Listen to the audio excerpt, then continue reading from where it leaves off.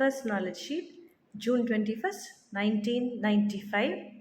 It was said in Big Sur, California.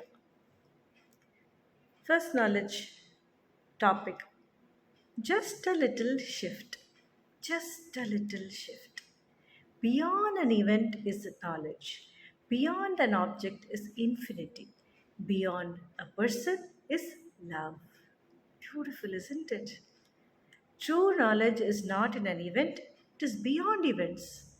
An inference based on an isolated event will turn out to be erroneous. For example, a person gets angry and shouts at someone. You attribute that anger to that person, but in reality, it was carried from someone else to them, and that someone got it from someone else, and so on. So, if you have to consider the totality of events, if you go deep into the cause, you will find knowledge there. Every event colors your awareness in some way: pleasure, pain, joy, sorrow, anger, jealousy, fear. An event gives you a false notion of what is reality. It is when you go beyond the event that the truth dawns. Truth is beyond all the colors of particular event. Behind every object there is infinity. An object is limited. Take an object and reduce and reduce and reduce. You have an atom. You will find that each atom has infinite space.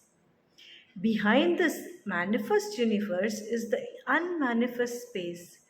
Every object has come into space, is in space, and goes back into infinite space.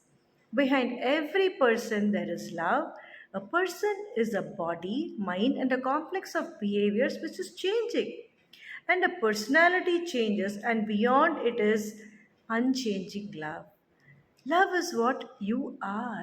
When you lose yourself, you'll find yourself. So beautiful. When you lose yourself, you will find yourself. Just remember this. The event behind the event is knowledge. The object behind the object is infinity. The person behind the person is love. Maya, delusion, is when you are stuck in events, personalities, or objects. Brahman, divine consciousness, is seeing beyond all these. See, just a little shift. Such a beautiful knowledge sheet, isn't it? Just a little shift. Where is that shift? Here, in this little small mind of ours. When the small mind embraces the big mind or even gets a glimpse of the larger picture, the Brahman, then the shift happens. See, Gurudev says so beautifully in this knowledge sheet that when somebody is angry, we attribute that anger to that person. We say that is how they behave. But in actuality, it is possible that that anger is passed on from somebody else to them. And it's a series of events. So when you backtrack, nothing feels important. Nothing, it feels so trivial actually. And also, Gurudev says people who look for perfection and when they don't get that perfection in the activity or in the person, they get angry. So this is anger is also a form of love. It's just an inverted, upside down love. Huh? When you aim for perfection, you become angry when it doesn't happen. So when you start looking at people in such way, suddenly you start smiling at them. It just brings you deep knowledge that nothing is permanent here. So what? And you start wondering.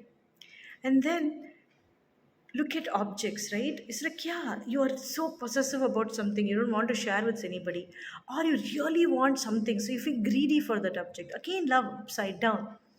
At that point, you just look at it, it's just matter. I start ripping it apart, like it's like an onion, right? You just keep peeling it, and ultimately, what is in there? Nothing.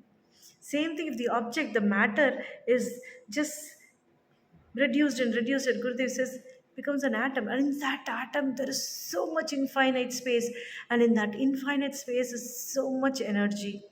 So you just feel so connected to it at that point.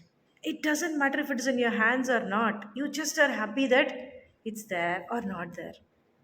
Same thing with a person. Some person is what? A person has this body, this mind, seven levels of existence. When you look beyond this, you see that it is just love. everything that we do in life is only for that love and to give that love. But our own behavior, our own negative energy, a little bit because of the eating habits, or because of the environment we are in, or because our energy is low, so many things contribute to the gunas, and based on that, people act. So when we look beyond all this, it is just happiness and only happiness.